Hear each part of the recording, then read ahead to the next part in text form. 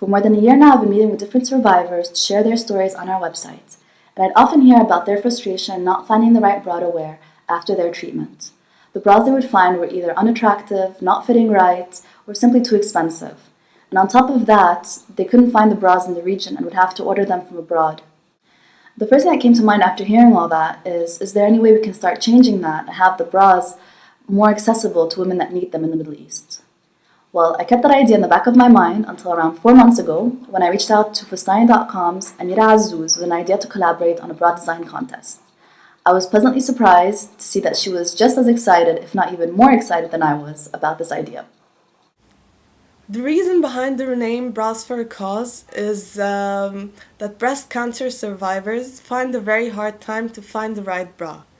And we wanted to make these bras available for them here in the Middle East, while still making them look extremely artistic, creative, make these women feel good about themselves, and at the same time raise awareness and funds for breast cancer organizations throughout the Middle East.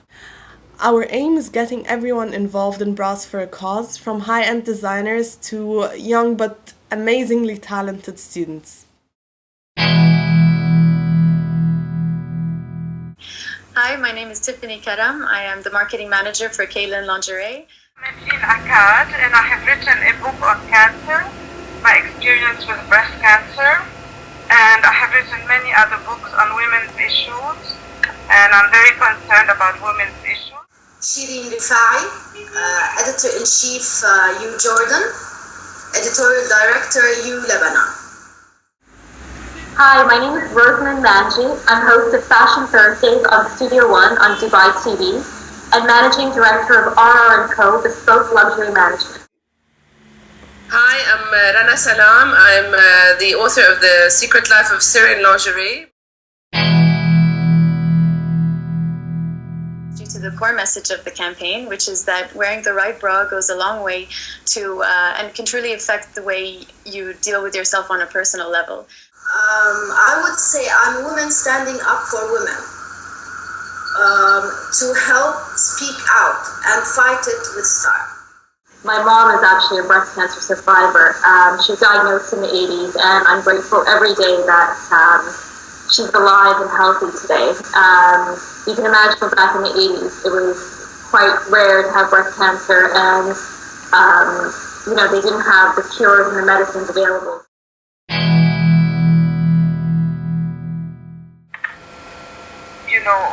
When I was into my,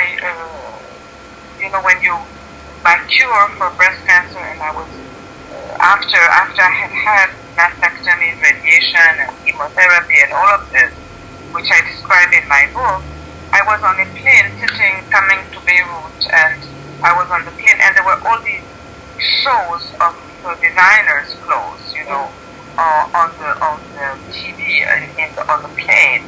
I was looking at this and I was thinking, nobody seems interested in designing clothes for women with only one breast. And wouldn't that be revolutionary to see something like that?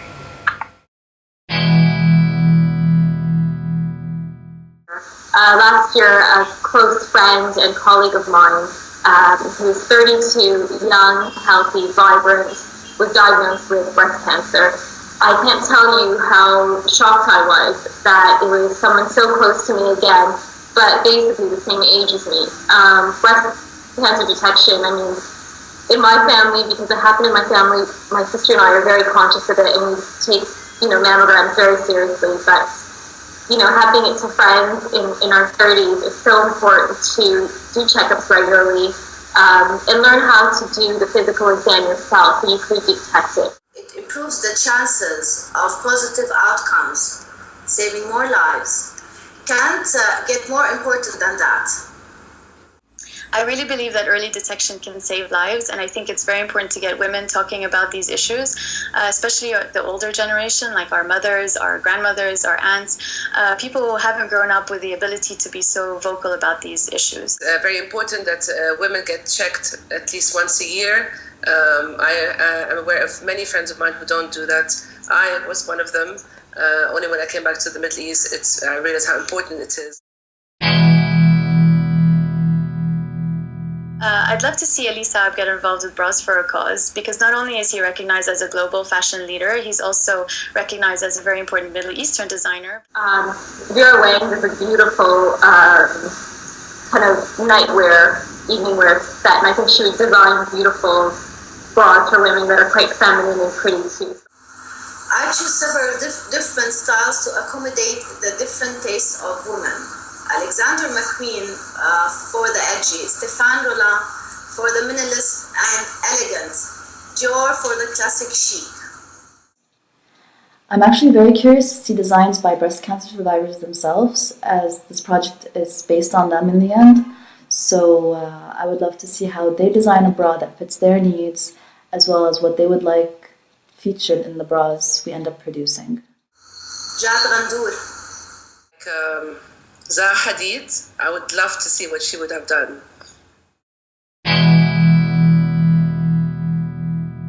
Criteria for evaluating the designs would basically be a creative piece that I know a lot of people would love to wear.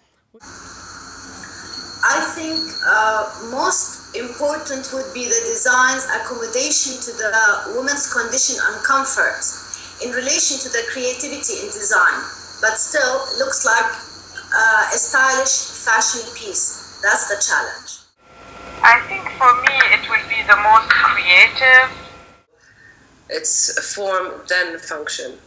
That's me. I'm really looking for wearability and quality, and if you throw in a little bit of lace and something very pretty, I think we're going to be right up on the top of my list. And most importantly, we're going to be asking the question, will this be the go-to bra in any woman's underwear drawer? Uplifting. The Bra for a Cause campaign, in one word, is brilliant. Bold and creative. There's lots. It's powerful. It's a voice. It's creating awareness. Necessary. A start. Very much needed at this time and place in history, and very much looking forward to it.